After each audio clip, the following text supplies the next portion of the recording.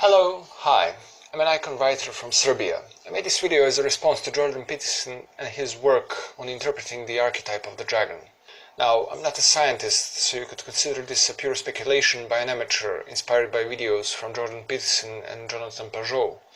And long before I watched their videos, I read Jung's work. In the beginning, I wanted to make a video based on the correlation of Horus and Jesus and how they're connected to the pyramids and the dome.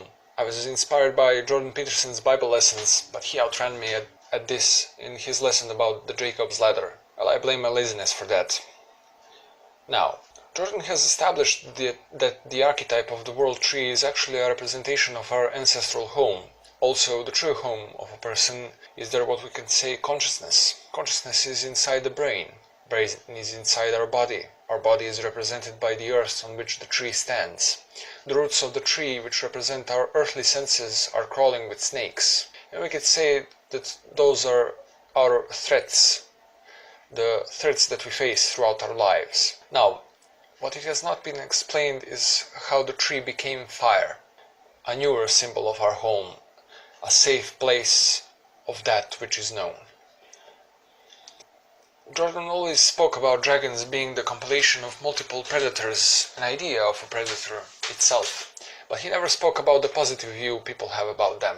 Most known are Quetzalcoatl and the Chinese dragon, but next to these representations of flying snakes, I will also catch on the Serbian interpretations of a dragon. And the Serbian culture has a very positive outlook on dragons.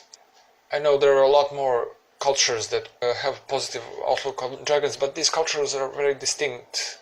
But these cultures that I mentioned are very distinct from one another and have no obvious connection to each other. Also, I will mention ether in this video, and I mean the ancient material that was considered to fill regions above the terrestrial sphere, which was later disproved as a valid scientific theory, but it still has symbolic relevance. Now, on to the Chinese dragons. The Chinese dragons are legendary creatures in Chinese mythology and Chinese folklore. The dragons have many animal-like forms, such as turtles and fish, but are most commonly depicted as snake-like, with 4 legs. Chinese dragons traditionally symbolize potent and auspicious powers. They control water, rainfall, typhoons, and floods. The dragon is also a symbol of power, strength, and good luck for people who are worthy of it.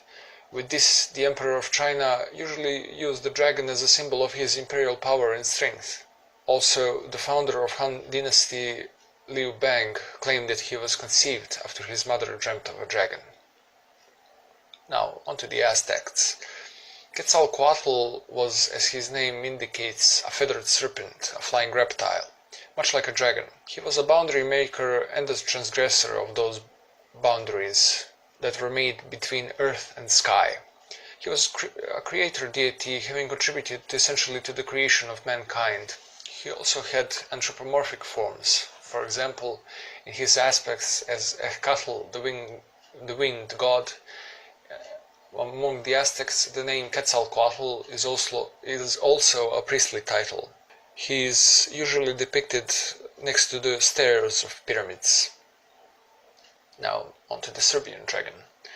The Serbian dragon is a positive mythological being that shields crops from hail and bad weather. The name dragon comes from the word snake and is implicating that it's a flying snake, while the negative aspects of a dragon were named by the Turkish name for a dragon.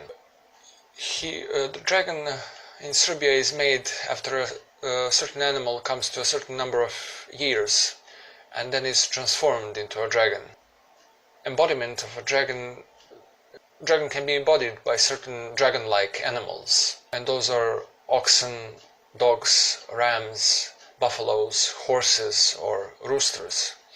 Even strange ones like a 100-year-old carp fish once became a dragon. Usually, the dragon is a feathered snake, and out of his wings come out flames which leave lightning-like trace behind them. Their homes are hollow trees. Depending on the region, he has different characteristics. He can sometimes spew red or purple fire. Sparks can come out of his eyes. He's sometimes covered with scales that have different colors. He has claws on his feet. By some stories, his body is always wet. Different descriptions have also unusual characteristics for a dragon, such as a one nostril. We can make a correlation with Jordan's mentioning of the one-eyed snakes. Also, they can have hairy bodies, or a rooster's crest, or 3, 7, 9, or 12 heads. And in that example, they are always depicted in a negative sense, and they are inspired by the Bible. Dragons can easily fall in love with human women.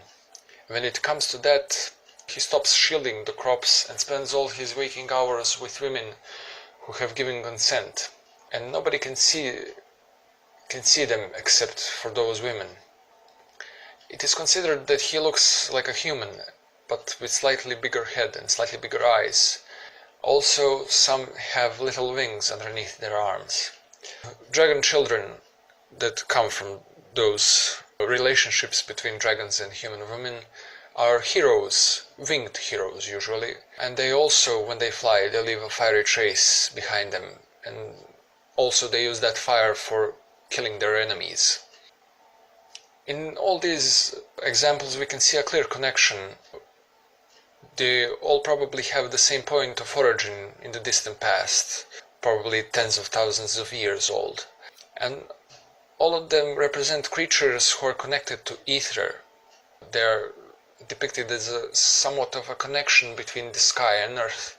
You might say there are no such examples in the West, but that's not really true. They do exist as anthropomorphic deities, and I would be free to say that dragons are an ancient form of gods of ether, simply by judging how many similarities they have with them. For example, Zeus is a god of ether.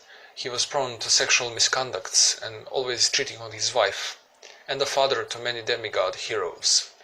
Baal is also a god of ether, a Middle Eastern god of ether, and he's rejuvenated through sex and is represented by the phallus.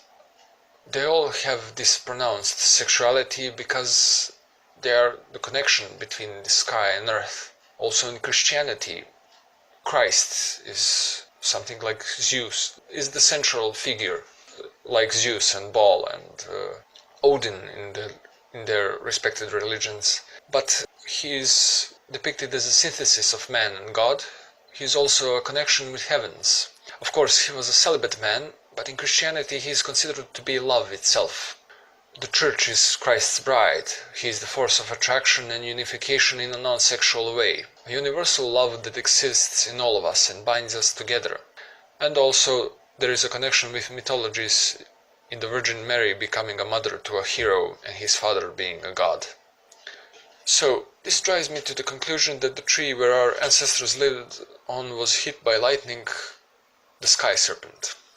Also, Jordan mentioned several times how apes, when encountering large snakes, let out a shriek, and that reaction was made by the same centers in the brain that we use for swearing. All other apes would gather around the snake and watch it for several hours, even days, fascinated by it. That isn't far off from our ancestors that were fascinated by fire, who was given to them by, you guessed it, the sky snake. Lightning is, as the name says, light, also fire. The sun is light and fire, stars are light and fire. Lightning probably seemed as if the sun or stars came down from heavens in a fiery blaze, destroying trees, our primordial homes. Many ancestor apes died from lightning. Those that survived looked like they were bitten by a snake. It could be that the fire is also that this fire, it's actually obvious that this fire was connected to sacrificial offerings, the burning sacrifice. And this brings me to the myth about Prometheus. Prometheus first appeared in the late 8th century BCE in Theogony, written by Hesiod. In Theogony, Hesiod introduces Prometheus as a lowly challenger to Zeus's omniscience and omnipotence. In the trick at Mecone, a sacrificial meal marking the settling of accounts between mortals and immortals, Prometheus played a trick against Zeus. He placed two sacrificial offerings before the Olympian, a selection of beef hidden inside an ox's stomach, nourishment hidden inside a displeasing exterior, and bull's bones wrapped in completely glistening fat, something inedible hidden inside a pleasing exterior. Zeus, of course, chose the latter, setting a precedent for future sacrifices. Henceforth, humans would keep that meat for themselves and burn the bones wrapped in fat as an offering to the gods. This angered Zeus, who hid fire from humans in retribution. In this version of the myth, the use of fire was already known to humans, but withdrawn by Zeus. Prometheus, however, stole fire back in a giant fennel stalk and restored it to humanity. Of course, there are many myths in the world which show this restoration of fire. In the continuation of the Prometheus myth, Prometheus was chained to a rock on Caucasus as an eternal punishment, and his liver was eaten daily by an eagle, only to be regenerated by night due to his immortality. The eagle is a symbol of Zeus himself. Years later, the Greek hero Heracles slays the eagle and frees Prometheus from the eagle's torment. Either way, in modern times, the myth about Prometheus stands for the ascent of humanity from primitive beginnings to the present level of civilization. Additionally to that, cooking the food made it more nutritious, and we had no need for a huge intestine that wasted almost all our energy for digestion. It literally made us human. The myth about Prometheus is also a prophecy about Jesus. Prometheus created people out of clay, and just as the hawk representing Zeus was picking at Prometheus's liver, so did the spear of a Roman centurion pierce Christ's liver.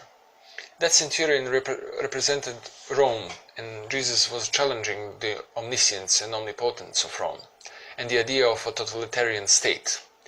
Also, the hawk was a symbol of Rome. Unlike Zeus, Baal, Horus, Odin, who were the redeemers of their own people, state, culture, soil, he was a redeemer of the fallen humanity. Fallen humanity as a whole, a universal figure to everyone, for everyone, the fire-bringer. Also, in Christianity, the unburned bush is the symbol of Virgin Mary, a mother who gave birth to the living God, a fire which did not burn her. In this instance, Virgin Mary is represented as our earthly home, the place which is a known center, everything we always known represented by the bush, and the fire at the same time. But being unburned, it seems that the fire is not quite of this world. It's the fire of the spirit, of ether, of heaven. Hence, Virgin Mary represents the divinized human. We can see a correlation with dragons in Serbian legends who live inside hollow trees. They are fire itself, and they have children with women who are great heroes. Every archetype has its origin in the collective memory of our ancestors, in our collective memory in itself. But the progression of evolution is built by reinterpreting the already existing material. It's a positive feedback loop in the shape of a spiral. That which is true for evolution can also be applied to functional social constructions, and it seems that the laws of physics were formed that way as well. And all of this is shown through these myths. From lightning to sky snakes, to gods, to humans, to machines. It's a cycle that stacks up these representations on each other. Hence, they make a spiral. And that might be also the reason why the DNA molecule, the molecule of life, is shaped that way. My video is about the reflection and repetition of an archetype and its reflection in fantasy and reality of human beings. Our brain recognizes those patterns, but our consciousness can only see it at a certain level of abstraction and in a certain state of mind. And people have been trying to reach that through psychedelic drugs, meditation, prayer, also through myths and stories. This leads us to the conclusion. What's next? Well, since our homes and heroes reflect what is the truly center of our being, in the last half-century we have been developing computers and AIs. They are our reflection. They are the obvious continuation of the archetype, but we must always remember, archetypes have their good but also their bad side. What will happen, we will see. Do we have to fuse with computers in a ghost in the shell-like state of affairs, or will AI be non-sentient, just genies that fulfill our every wish? It's hard to tell what to think. My opinion is that they will be amplifiers of our perception and the possibilities of what we can do. Like fire that Prometheus and Sky Snakes gave apes the means to become human and create a modern civilization, so it will be with AI in new ways.